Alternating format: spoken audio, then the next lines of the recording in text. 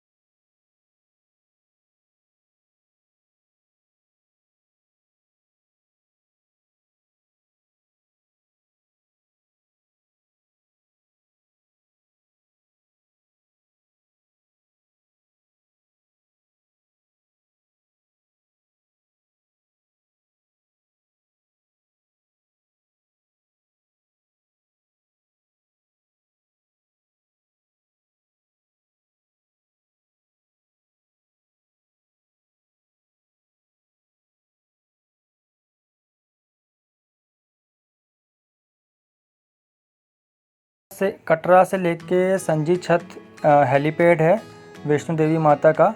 और ये ध्यान रहे कि आप जैसे हेलीकॉप्टर से जाते हैं तो हेलीकॉप्टर वैष्णो देवी माता के पास में, इतना पास में नहीं है कि आप इजीली पहुंच जाएं। वहाँ से 2 किलोमीटर का डिस्टेंस है, वो आपको पैदल जाना ही पड़ेगा। अगर आप हेलीकॉप्टर से भी जाते हैं तो थोड़ा बहुत तो पैदल जाना ही पड़ेगा।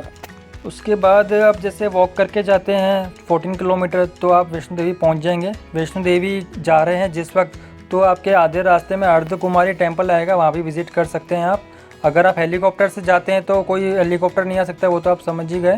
वो आपको डायरेक्ट वैष्णो देवी माता के मंदिर ही पहुँचाएँगे।